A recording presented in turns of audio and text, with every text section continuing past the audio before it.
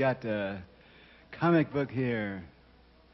Ah, this is a treasure. Dope Comics, 150. Now come cuddle close, my fellow evolutionary agents, and I'm going to whisper in your ears what we all kind of enjoy listening to, the ultimate conspiracy theory. Now, we'll call this Paranoia 101, all right? There is a great Super Bowl game going on this planet, and on all the planets. It's the old game of death against life. And as fellow pagans, you're ready to get a countdown. Now, we're not talking about low-level assassinations theory. I'm not going to tell you about that time in David Rockefeller's penthouse, you know, with that big oak table and the picture of Nelson up there with a gold frame around it, and all those Ivy League men with Masonic demolay pins. No. Hey, Nelson, we got a little trouble with that young Irish president. He wants to stop the war in Vietnam and turn drugs over to the side. Oh, what? Well, I recommend the ultimate maximum demotion for him. Oh, yeah, right. Nor shall we indulge ourselves in Dick Gregory fantasies. I love Dick Gregory because he's our all-time galactic paranoid, but a little fuzzy on the details. No, we're not going to think about that chateau near Brussels where the limousines drive up. Here it's an Empire conference room with pictures of Metternich on the wall, and they say, "Sir, do you realize that Martin Luther King is preaching and teaching Americans that the war in Vietnam is wrong and getting liberals to join with black?" Well, knock him off. No, we can't. There'll be an uprising of black militants. Well, hire them. Good. I mean, that's just what we need to elect Nixon, right? No, we won't. We'll dispense with such low-level soap operas. We're talking here about long-term genetic gene pool conspiracies that kind of get you in the back of the neck, you know, and that where things that work over hundreds and thousands and millions of years. It is that classic controversy of, are we going to move? Are we going to change? Are we going to stay young? Are we going to grow? Are we going to get off this planet? It's a prison planet. Did we talk about it as a prison planet? Oh, yeah. Listen, yeah. I've spent a lot of time in prisons. I'm not advocating prisons. Prison is wasted on most people. Prisons are great places. I spent 29 months in solitary confinement, and you know, people say, "Oh my God, it must have been horrible. Are you crazy?" And there's no problem about rents or about telephone calls. I had as my roommate the funniest mind in the galaxy, so it was no problem. But anyway, during my years when I was a guest of the American government, and listen, I think with all our faults, America is simply the intergalactic country of all time, and we're lucky. You know, everyone in this room is the seed descendants of foremothers and forefathers who had that itchy foot, who had to get out of Russia, had to get out of Ireland, had to get out of Sicily. We're lucky descendants of the people that wanted to look west and go forward to, you know, something new. So I want to tell you that the American prison system is better than the Hilton hotels in most countries in the Middle East. Anyway, I always moved around a lot, and I was in 39 jails and prison. They considered me a troublemaker. I wonder why. And whenever I go to prison, They move me around a lot. They like to, the marshals like to hang out with me, drive me around shackled and so forth. And whenever they take me to a prison, they put me in what's called a holding tank, Then they take my records, it's called a jacket, and law enforcement, and they stand around there, drugs like that. And my great achievement on planet Earth, I got promoted, in Interstellar Academy for this one. On the cover of my prison jacket, in big red letters, with the words, "Escape, Risk." Because a prison is a place where you're confined, where you don't want to be. Now, there are prisons where they have guards, but, I spent a lot of time in socialist countries, for example, Algeria, or any country where you have to have an exit visa to get out. It's a minimum security prison, Berlin walls and so forth. When I was in prison, once I was, for example, Folsom Prison. Now, Folsom Prison is the Harvard. They really put the best, top, dangerous criminals in Folsom, And I was at Folsom Prison. They check you out, and some of the gang leaders come up to me and say, "Hey, man, let's start a riot." I said, "Okay, what do you want to riot about?" I said, "Well,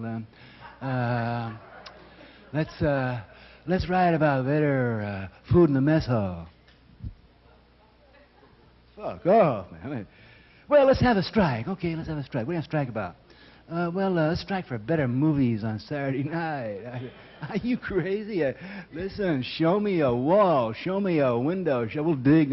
I'll hit the fence at midnight. But don't talk to me about making the prison a better place.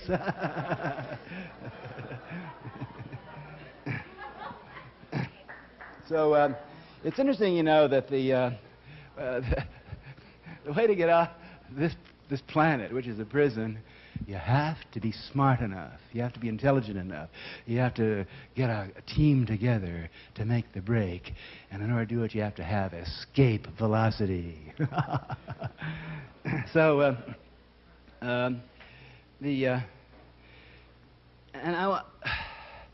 very humble about everything I'm saying tonight. I know that the intelligence agencies of Russia, M5, the CIA, they're way ahead of us. They know exactly what bad shape this prison is in. They know there'll probably be a greenhouse effect within 30 or 40 years. The people who are running this country, Reagan and the geriatric set, they don't care, it's like one of these retirement villages, let's have a last dance. Bring Frank Sinatra in for the last waltz, huh? Yeah, whoa! Because they worship doom and boom. To any Islamic believer, get it over with. Let's die and get up there. To a good Christian, get it off. Come on. This guy Watts, he's saying, well, and the fundamentalist Christians say, well, why worry about the redwoods? Because, Ralph is coming to save us within 5 years. They're counting on Ralph to end the world by the 1984 budget, so they'll all be gone by then anyway, So I think that most of the people who are running this country have given up on the planet Earth, and I think the smart ones are figuring out how they're going to get themselves off. I certainly would, and they've been thinking about it more than I do. When I got out of prison in 1976, I went around talking to people about space migration, and oh yeah, poor Timothy, spaced out again. Oh yeah, but the way species mutates is not through politics, not through petitions, it's not through protests, not through demonstrations. It's sending that signal out. One understands, then 10 understand, then 100 understand. It's that critical mass, and then it moves.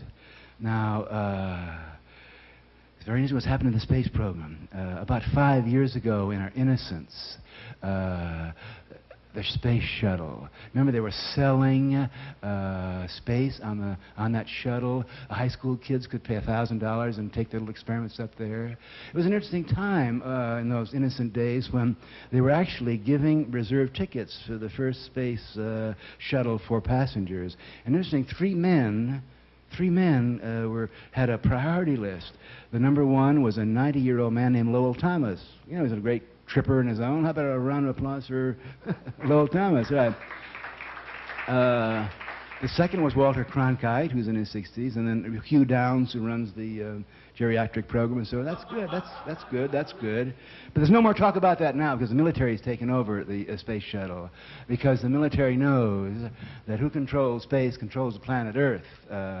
Get that high ground. They're going to get their own asses out. And I would if I were them, but. We've got to realize that it's got to be done with self-selection, and we got to get a very interesting statistic. It's amazing to me how these Quaaludes couldn't be me. A wonderful Gallup poll about 2 weeks ago, I don't know if you saw it, said they asked this question to the American people. Do you believe in the space program? You want to put more money into it? You know, at a time when everyone's grabbing money. It's interesting. 60% of the American people want to spend more money in space. Then they ask the real bottom line question. Would you personally like to go into space? 42% of the American people said, yeah. That includes moral majority. That includes Mississippi rednecks. That includes 42% of the American people personally want a trip out. Now, the demographics are kind of interesting. A majority of American men, 52% of them, boom, we're up. 52% of American, are you all right? Are you all right? Okay, good. 52% of the American men, you know, old men, young men, left, right, want personally to go into space. I consider that an amazing statistic. Only 1 out of 3 women want to go. That's understandable because women are smarter than men. They're not going to take that precious egg supply up there until the men have, like, the conquistadors and so forth. And but sooner or later, they're going to realize that the best neighborhood and the best place to make love is zero gravity. And you want to have your kid grow up on a slum like the planet Earth. Anyway, that's going to come on. Another interesting statistic is geographic, east and west. A majority of Westerners, a majority of people living on the West Coast want personally go into space. Only 1 out of 3 East Coast people do it. They're still trying to fix up the subways or something here. Well, we in the Pacific Coast admire you New Yorkers so much. I mean, to be an urban pagan is tough, isn't it? And I love to come to New York. I wandered around New York City. Boy, is it a time travel, huh? I feel like Captain Kirk walking through New York because it's wonderful. So our species is ready to get high. And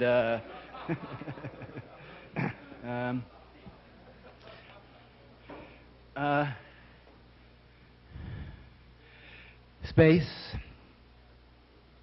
life extension. Life extension. Within 2 to 5 years, we're going to have pills that'll double the human lifespan. Some of my wife Barbara and I have some very close friends who are working in immunology, inoculations, DNA repair, life extension experts. I want to tell you, we send them Christmas presents and invite them to parties because it's going to happen. The very fact that anyone can stand on a stage and say that death is stupid, death is laziness, scratch death from your appointment book, is simply, I mean, come on, any pagan knows that we're here to live forever, or have not forever. 200 years is an option to renew, okay? But, of course, then we went into that old death cult. I've talked to many people in the old days say, hey, you can live forever. Get away, live forever. What do you mean? I don't want to live forever. I mean, I'll never get to heaven.